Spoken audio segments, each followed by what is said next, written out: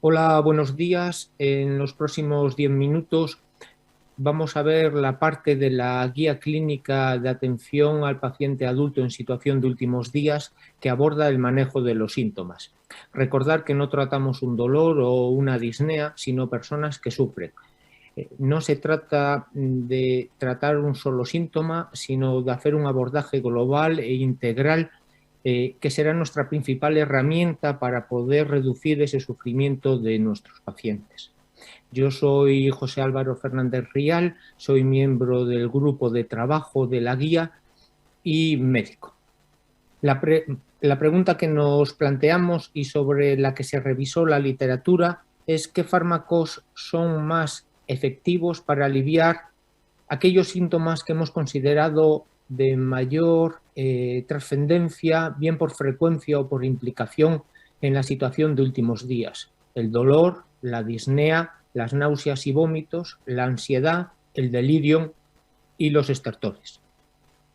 Esto hace referencia al capítulo 7 de la guía, que viene complementado con los anexos del 3 al 10, que incluyen las tablas del 6 al 14. Estos anexos os recomiendo que los veáis, es un material accesorio complementario a las recomendaciones que se elaboran en la guía y cuya intención es hacer más práctica y más implementable estas recomendaciones. Antes de empezar a ver cada uno de estos síntomas, vamos a ver unas recomendaciones sobre consideraciones generales en el uso de fármacos. La primera recomendación y fundamental es evaluar, medir y monitorizar cualquier síntoma que vamos a tratar. Es importante medir, ya que luego no podemos saber la eficacia de nuestro tratamiento para poder monitorizarlos. Bien, dentro de esta evaluación recomendamos en la guía la utilización de la escala Edmonton o ESAS, de tal manera que hagamos una evaluación sistemática de las principales síntomas o necesidades que suelen tener los pacientes en situación de últimos días. La tenéis en el anexo 3. Bien, la segunda recomendación sobre aspectos generales es revisar ante un paciente que llega a una situación de últimos días, debemos de revisar todo el tratamiento que tiene, ver aquellos tratamientos que siguen proporcionando un beneficio real al paciente y dejarlos, y detectar aquellos que ya no ofrecen un beneficio en la situación en la que se encuentra, es decir, que son fútiles, y en este sentido adecuar, quitarlos. Aprovecho para recomendaros el anexo 12, que habla sobre los aspectos éticos y legales, también como un complemento a las recomendaciones de la guía. A la hora de poder adecuar y reducir esa polifarmacia que tienen nuestros pacientes, recomendamos la herramienta StopFile y StopPal, que nos van a servir de ayuda. Y como última recomendación, y no por ello menos importante, es que todas estas pautas de tratamiento y recomendaciones queden por escrito, tanto aquellas pautas fijas como, muy importante, no olvidarnos de los rescates, para que las familias y pacientes sepan qué hacer en caso de crisis de necesidad. Bien, el primer síntoma que nos vamos a enfrentar, y como no podía ser de otra manera, es el dolor. No todo sufrimiento conlleva dolor, pero sí que para los pacientes y familias el dolor es quizás el principal de los síntomas.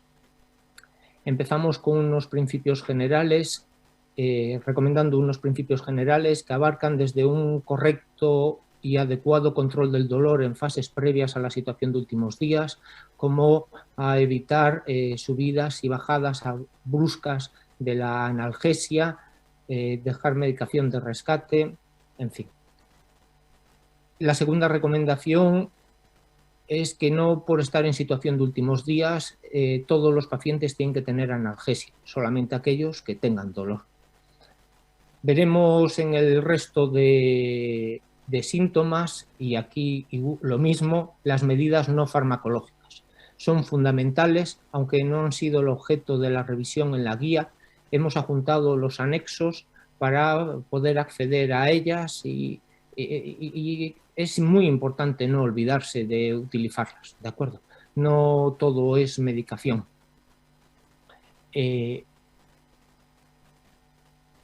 Si a pesar de las medidas no farmacológicas nuestros pacientes continúan con dolor, recomendamos los opioides para aquellos pacientes con dolor moderado o grave y en circunstancias en dolor leve, cuando preveamos un incremento rápido de la intensidad del dolor o una pérdida de la vía oral o otras circunstancias que nos hagan iniciar con opioides. Si el paciente llega a una situación de últimos días, en una situación NAIF para opioides, recomendamos iniciar morfina de liberación rápida.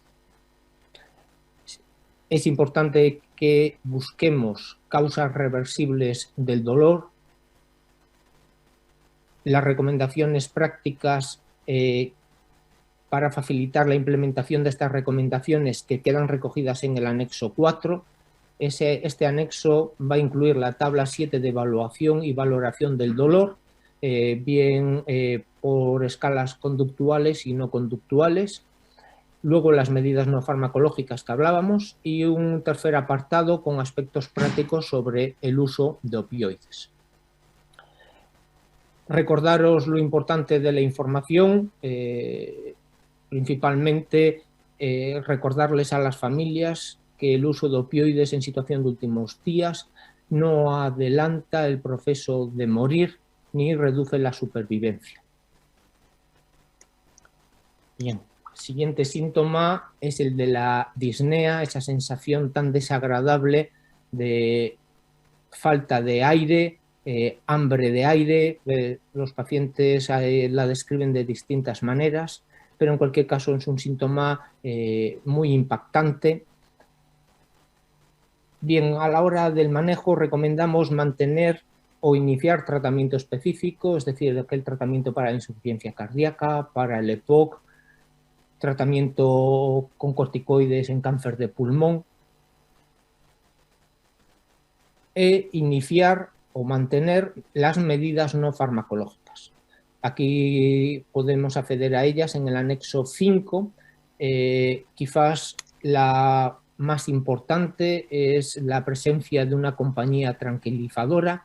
Es habitual en una crisis de disnea que el acompañante escape. Es tan impactante la situación del paciente respirando rápido con sensación de ahogo que la primera tendencia es escapar de allí, bien con la excusa de ir a buscar medicación, ir a buscar ayuda, y lo más importante es quedarse, cogerle de la mano y hacer una compañía tranquilizadora. También son muy eficaces las corrientes de aire bien generadas con ventanas abiertas, ventiladores, abanicos. Vale.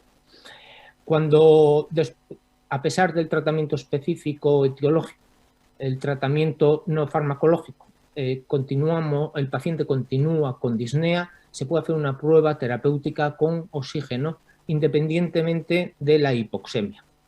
Y si a pesar de esto continuamos con disnea, es cuando empezaríamos con el tratamiento sintomático de la disnea, que es el propio revisado en este tema. Y aquí tendríamos la morfina, el midazolam o ambos.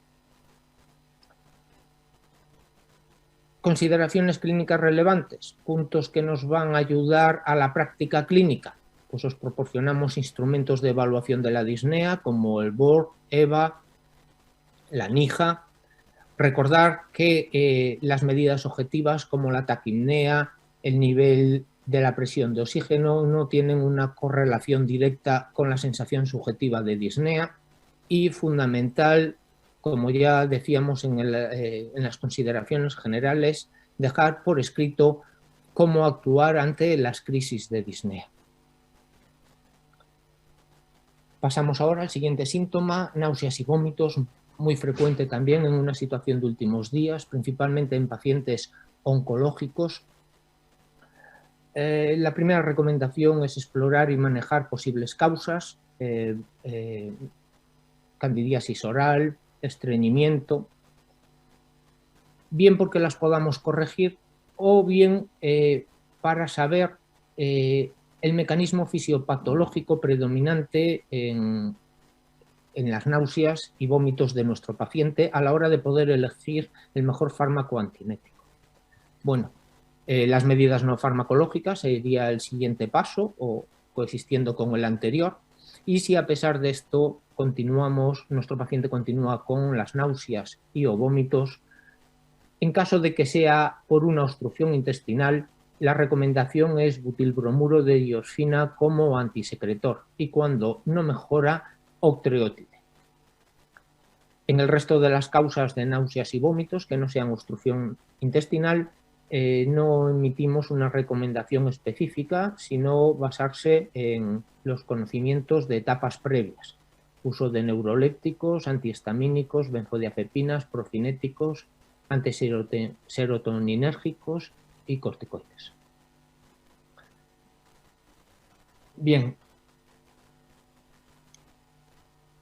En el anexo 6 tenemos como material complementario las medidas no farmacológicas, el cuidado de la boca, vigilar un buen ritmo intestinal, consejos de cómo preparar las comidas, en fin. Bien, pasamos al siguiente síntoma, realmente son dos, aunque los ponemos aquí agrupados, son dos síntomas diferentes, la ansiedad y el delirio. Es importante evaluar a un paciente en situación de últimos días la posibilidad de que tenga ansiedad, muy habitual, o delirio. El delirium, si es hiperactivo, lo veremos fácilmente, pero si es hipoactivo tendremos que buscarlo y tener un alto índice de sospecha. Proponemos unos instrumentos de evaluación que nos puedan ayudar a detectarlos. Después de la evaluación hay que explorar y manejar las posibles causas que puedan favorecer ese estado de ansiedad o el delirium y aplicar las medidas no farmacológicas, que en el anexo correspondiente las tenéis. En la tabla 12 para la ansiedad y en la tabla 13 para el delirio. Como fármacos, en el caso de la ansiedad, cuando las medidas no farmacológicas no son suficientes, tenemos las benzodiazepinas y en el caso del delirium, los antipsicóticos clásicos. No hay estudios específicos de estos fármacos en esta fase de la enfermedad en situación de últimos días, por lo que las recomendaciones las basamos en la experiencia y en guías clínicas previas.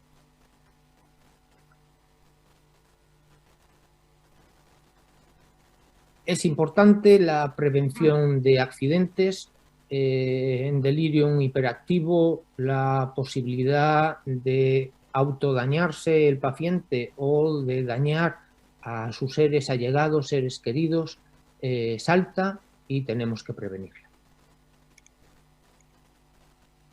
Bien, el último síntoma va a hacer referencia a ese ruido que producen las secreciones respiratorias al pasar por las vías aéreas, los estertores. En nuestro caso serían los estertores conocidos como premortem, aquellos que aparecen con alta frecuencia en pacientes en situación de últimos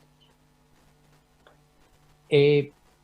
El tratamiento de los estertores lo hemos basado en informar.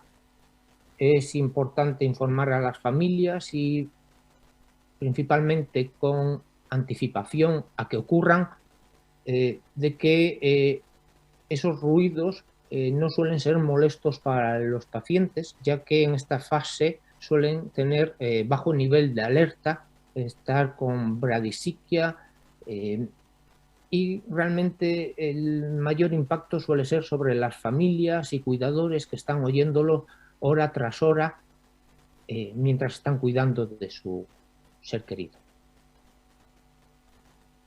Si a pesar de esta información y de la aplicación de medidas no farmacológicas recogidas en el anexo 8,